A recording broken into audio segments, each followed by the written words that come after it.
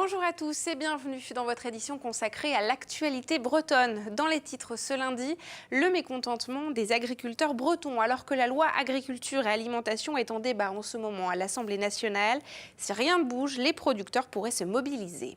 À 37 ans, Julien Lebrun est déjà à la tête d'une flottille de 5 bateaux de pêche. Le dernier est arrivé ce samedi à l'Esconil. Des nouveaux venus qui sont rares. En 20 ans, la flotte bretonne a diminué de moitié. Et puis plonger aussi dans ce journal dans la culture japonaise, un univers qui fascine. La 6e édition de Japenco s'est tenue à Pontivy ce week-end. Nous étions sur place. Comme chaque lundi, nous allons également retrouver Laurent Villebout pour l'actualité sportive du week-end. Laurent Villebout qui sera avec nous. Bonjour Laurent. Bonjour Julie. Et quels sont les titres aujourd'hui? On va revenir sur la belle performance du CEP Lorient Basketball, sur la déception du PAC de Plouzané, c'est du rugby. Et puis déception également pour le Brest-Bretagne Handball qui en a fini avec la compétition. Eh bien, un sacré programme. On vous retrouve dans un instant alors pour détailler tout cela. Voilà pour les principaux titres de cette édition. Tout de suite, votre actualité de ce lundi 28 mai 2018 en Bretagne.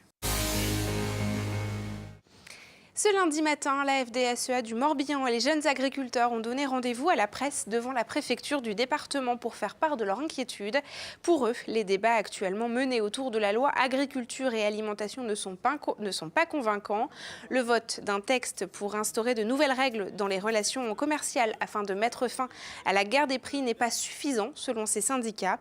Les producteurs entendent mettre la pression sur les députés et le gouvernement, comme ils l'ont expliqué à Xavier Patrijon. Au niveau national, on est relativement inquiet par rapport à ce qui est en train de se passer, où on est en train d'alourdir la charge pour les paysans, que plutôt de leur répondre sur la problématique prix. Et l'objectif des États généraux, c'était de rééquilibrer les relations commerciales entre les différents maillons de la filière. Avant de porter un sujet ou de porter quelque chose, il est important de connaître le sujet. Donc moi je demande aux députés de s'appuyer sur là où elles sont les compétences, sur nos organisations. Je pense qu'au-delà de la crise financière et la crise économique que subissent les agriculteurs, c'est aussi la crise morale. Et aujourd'hui, on ne peut plus accepter de voir un certain nombre d'associations remettre en cause le bon travail que l'on fait tous les jours sur nos exploitations. Et s'ils ne sont pas entendus, les agriculteurs bretons ont promis des actions dès la mi-juin. Nous reparlerons de ce sujet dans votre magazine régional L'Instant T ce jeudi à 19h15. La députée du Finistère La République En Marche et agricultrice biologique Sandrine Lefeur sera sur notre plateau. La première commune bretonne entièrement fibrée se trouve en Centre-Bretagne et il s'agit de Saint-Conec. La connexion Internet des habitants a été multipliée par 200. Le déploiement de la fibre géré par le syndicat Mégalycée est en cours depuis 2014 en Bretagne. Ce vendredi, le président de la région et la direction d'Orange étaient dans la commune. Reportage sur place de Mathilde Kemener. Avant l'installation de la fibre optique dans sa commune, cet habitant ne pouvait pas avoir la télé par la box. Il ne pouvait pas non plus jouer convenablement aux jeux vidéo en réseau et encore moins imaginer exercer sa profession d'agent immobilier depuis son domicile. Pour mes clients qui sont dans le reste de la France, sur Paris, sud de la France, etc., je ne me vois pas leur dire le matin, attendez soir, je vous envoie 3 photos. Je pense que j'aurais pris un bureau sur l'Oudéac. Ça aurait fait des frais supplémentaires. Juste pour une connexion Internet, ça aurait été dommage. En Bretagne, Saint-Conec est la première commune à être entièrement fibrée. Pour le maire, c'est un nouvel espoir. Je pense qu'on a déjà commencé à changer les choses puisqu'on a plus de 30 habitants depuis 3 ans. Alors ce n'est pas forcément seulement lié à la fibre, mais je pense que c'est très important que la décision d'un certain nombre de personnes de s'installer à Saint-Conec est liée beaucoup à la présence de la fibre, ça c'est clair. Pour la déployer en Bretagne, les collectivités, l'État et l'Union européenne apportent 2 milliards d'euros. Les chantiers ont commencé en 2014 et dans certaines communes, l'impatience se fait ressentir face à des retards qui se multiplient. On a un problème parce que c'est complexe et qu'il faut trouver un nombre d'entreprises incalculable pour faire des chantiers partout en Bretagne. Et puis c'est compliqué parce que ces entreprises doivent trouver des hommes et des femmes formés, compétents pour faire le travail. Et puis c'est compliqué aussi parce que par moment on manque de poteaux, par moment on manque de fibres, par moment on a des tuyas qui nous bloquent. Ça paraît aberrant de se dire qu'un chantier de 2 milliards peut être bloqué par des tuyas, mais c'est notre réalité dans certains coins de Bretagne. Sur le site du syndicat Mégalis, des cartes indiquent les communes en travaux. L'objectif est de proposer du haut débit dans la région d'ici 5 ans et du très haut débit, c'est-à-dire de la fibre optique, d'ici 2030. Et c'est le moment de retrouver votre chronique La Bretagne en 5 infos. Aujourd'hui, retour sur une affiche qui a fait polémique ce samedi dans le cortège de la Marée populaire à Quimper avec Benjamin Bréant.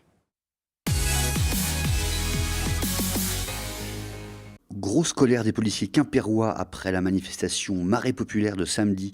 Au cœur du cortège, une affiche « La police tue » était portée par plusieurs jeunes. Une apologie de la violence et un outrage aux forces de l'ordre, selon un policier présent qui leur a arraché des mains. Une enquête devrait être lancée pour identifier les porteurs de l'affiche. La manifestation quimpéroise avait réuni environ 700 personnes. Mobilisation à Lanarvilly, près de l'Esnevin, contre l'installation d'une antenne orange de 24 mètres de haut. 2 voisins ont saisi le tribunal administratif de Rennes pour s'opposer à son installation. Ils ont été soutenus ce lundi matin par une trentaine de manifestants. Après intervention des gendarmes, les opposants ont finalement laissé le champ libre aux techniciens d'Orange. 18 monuments français ont été qualifiés de prioritaires pour bénéficier des fonds du Loto Patrimoine porté par l'animateur de télévision Stéphane Bern. Parmi eux, un seul monument breton, Fort Cigogne au Glénan, propriété de l'État loué à la célèbre école de voile. Il figurera à partir du 3 septembre, comme les autres, sur les tickets de grattage du jeu. Au total, l'État espère en retirer 15 à 20 millions d'euros à répartir entre les sites. Nouveau carton plein pour les Terrallis ce week-end à Saint-Brieuc. 22 000 personnes ont répondu présent à l'appel des agriculteurs et éleveurs bretons. Parmi elles, de nombreux enfants qui sont allés jusqu'à présenter veaux et même taureaux sur le ring d'honneur. La relève est assurée.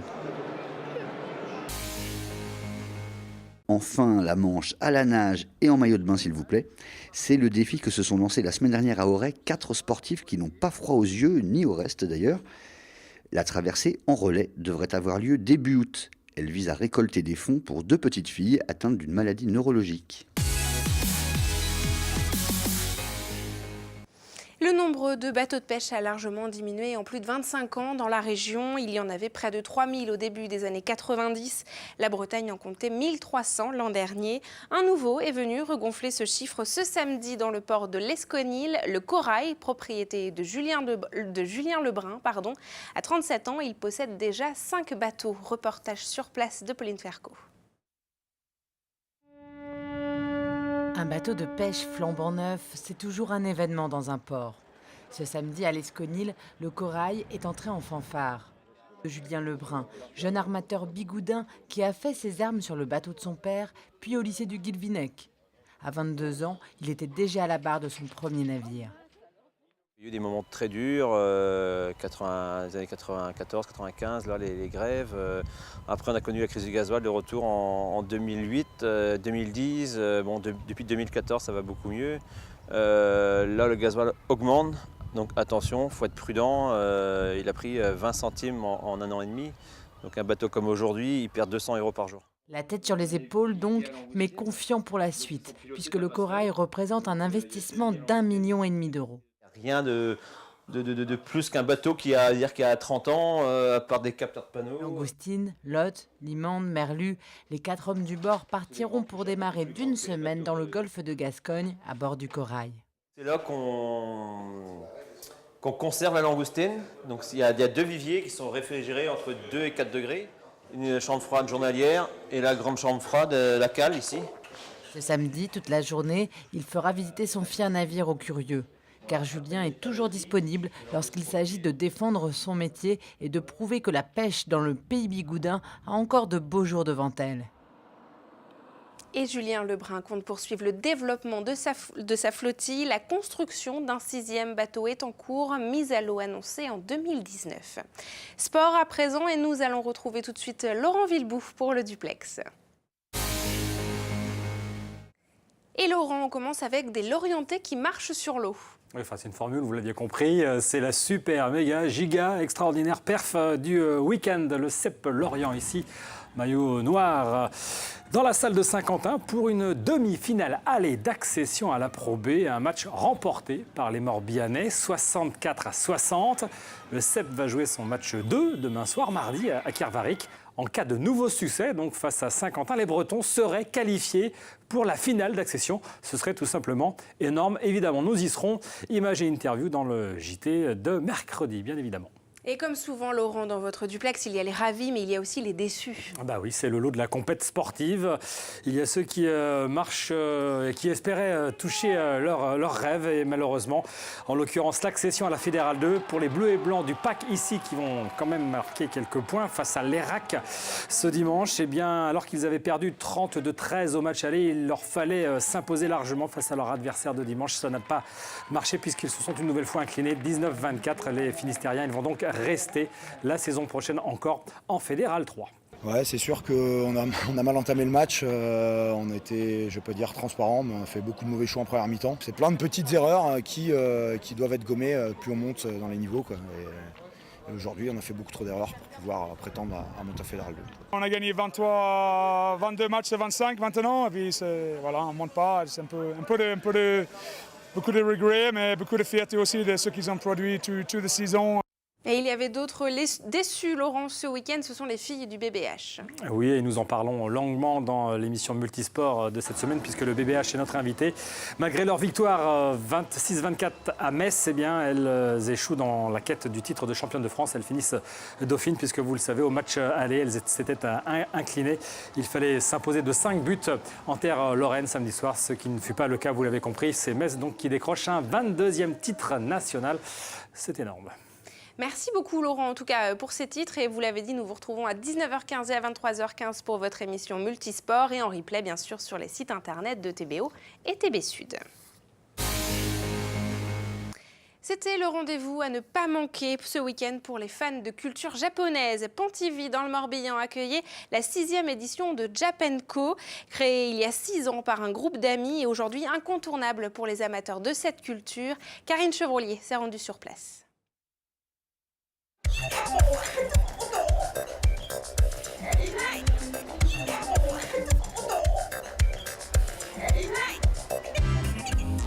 Personnage de dessin animé, de jeux vidéo ou de jeux de rôle, le Japenco c'est avant tout une plongée dans l'univers des mangas, grandeur nature. Mais ce que beaucoup plébiscitent ici, c'est l'ouverture d'esprit véhiculée par la culture japonaise. Très ouvert surtout, ouais. C'est un peu le lieu pour les gens comme nous. C'est le lieu où quand on vient comme ça, on préfère nous prendre en photo et nous demander plutôt que de nous dire c'est des clowns.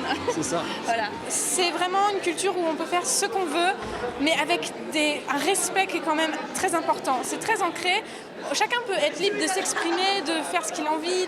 C'est vraiment, pour moi, un pays de valeurs qui sont vraiment uniques au monde, quoi. Jeux vidéo et ateliers YouTube pour les plus geeks, dégustation de thé, démonstration d'arts martiaux pour les plus traditionnels. La culture japonaise est une passion, un hobby à part entière pour lequel on n'hésite pas à dépenser. Arrivée en France dans les années 90, elle est aujourd'hui très plébiscitée. La France est le 2e pays lecteur de manga après le Japon. Donc il y a une culture très ancrée, notamment par l'effet Club Dorothée, qui a apporté beaucoup de dessins animés japonais. Et du coup, les parents ont commencé, ils ont transmis le virus aux enfants et c'est vraiment intergénérationnel. Chaque année, le rendez-vous attire toujours un peu plus de monde. De 700 visiteurs en 2013, ils étaient plus de 3000 pour cette 6e édition. Et c'est la fin de cette édition. Merci beaucoup de nous avoir suivis. Je vous retrouve demain à 19h pour un nouveau point sur l'actualité régionale. Très bonne soirée sur vos antennes.